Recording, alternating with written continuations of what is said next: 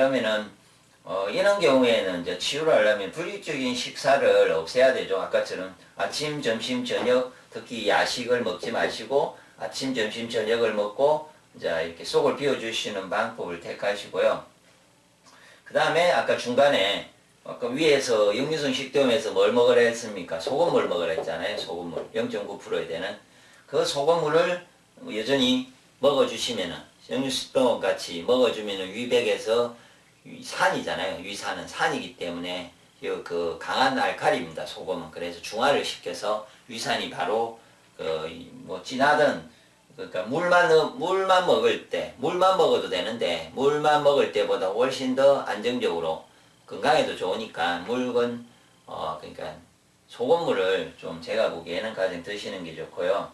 그리고 어떤 속쓰림이 특히 이제 생길 때 그 위산이 분비돼서 속이 쓰린다든지 바로 문제가 생길 때는 어떻게 위벽을 보호할 수 있는 게 약간의 단물을 드시면 그러니까 유기농 설탕이나 꿀물이나 약간의 단물을 물 위에다 넣어주면 좋아지죠. 어떤 거냐면은 내 입에 문제가 생기면요 특히 꿀을 바르잖아요. 그러니까 입 전체가 오행적으로 토에 해당되는 장구이기 때문에 토의 가장 좋은 맛이 단맛이에요. 그러니까 설탕인데 설탕보다 더 치유력이 좋은 게 꿀이거든요. 설탕도 괜찮은데 설탕을 발라줘도 도움이 되고요. 꿀을 발라줘도 되니까 뭐 꿀물이나 약간의 설탕물을 연하게 해서 위백이 상처가 있다고 생각하면 빈속에 먹어주면 위백이 치유가 빨리 될 겁니다.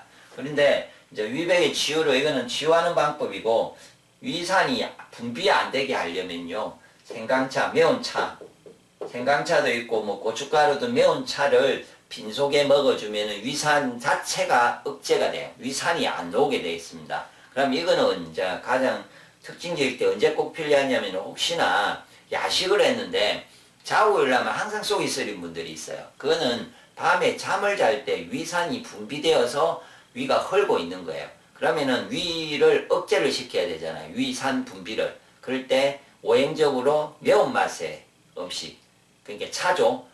매콤한 차, 그러니까 페퍼민트, 박화, 화한 차들 그런 차도 괜찮은데 그런 것보다는 생강차, 저희가 이제 생강차 아니면 고춧가루 물도 괜찮아요. 고춧가루, 그 다음에 와사비 이런 것도 매운맛이에요. 그러니까 그런 어떤 물을 내가 자기 전에 저는 생강차를 보통 권하는데 생강차를 먹고 잠을 자면은 아침에 속쓰림이 없어져요. 그러면은 그 사람은 그 속쓰림은 새벽에 빈속일 때 잠을 잘 때 위산이 분비돼서 위가 헐어서 생기는 경우예요. 그래서 일단은 빈속에서 위산이 분비될 때는 아까 어떻게 해요? 규칙적으로 습관을 바꾸셔야 돼요. 이제 위산이 분비 안 되게 아침, 점심, 저녁 먹고 그 외에 간식을 먹지 않도록 노력하시고 그 방법을 꼭 하시고요. 그 다음에 이제 위산이 노는 시간에 내가 희석을 시켜주기 위해서는 어떻게? 소금물을 드시고요. 그 다음 위백이 내가 손상이 되어 있다. 그래서 빨리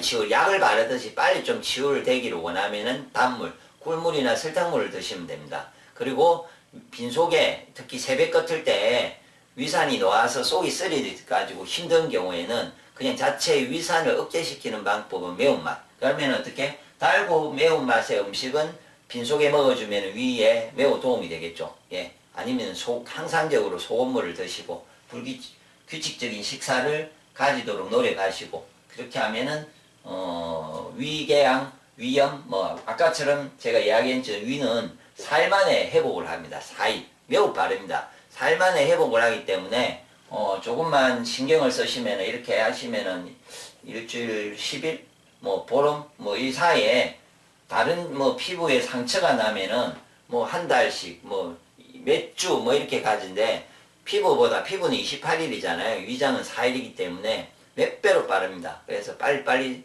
손상이 회복됩니다. 그래서 그렇게 조절하시면 되고 이제 다음에 위에서의 속쓰림의 원인 중에 한 가지가 그 소화불량이라고 제가 적었죠. 소화불량이 왜 문제가 되냐면은 그 위장에서는 항상 위는 어떻게 해요? 음식물을 그러니까 소화시키고 발효를 시키죠. 발효.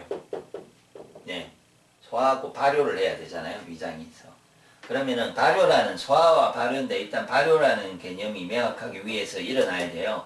발효가 일어나면은 어떻게 이제 예를 들어서 콩이 발효를 제대로 하면은 어떻게 된장이 되지 않습니까? 예를 들어서 된장이 되는데 콩이 발효가 안 되고 부패가 있어요. 부패 썩었어요. 그러면은 다른 부패 물질이 돼서 된장은 장에 좋고 먹으면 몸에 좋고 된장을 피부에 바르면 피부가 좋은데 발효가 되지 않고 부패가 되면은 상해버리면은 이거는 피부에 바르면 피부가 손상되고 내가 먹으면 배탈이 나고 건강이 나쁘잖아요.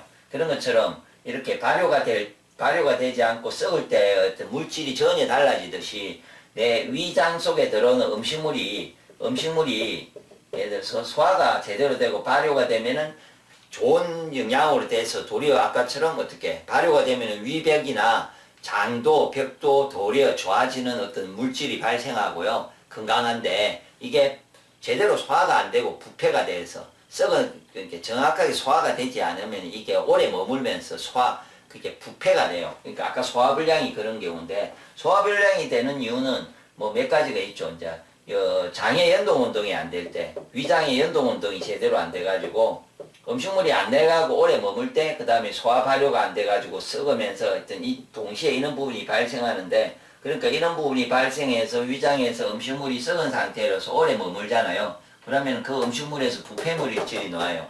그 부패 물질이 위백에 계속해서 영향을 주는 거죠. 위백에. 그러니까 아까처럼 위산처럼 한 방에 빈속에 위산이 분비되면 바로 헐고 염증이 생기고 이런 방식으로 안 가고요. 이거는 좀 천천히 지속적으로 해서 위백에 손상을 일으키는 거죠.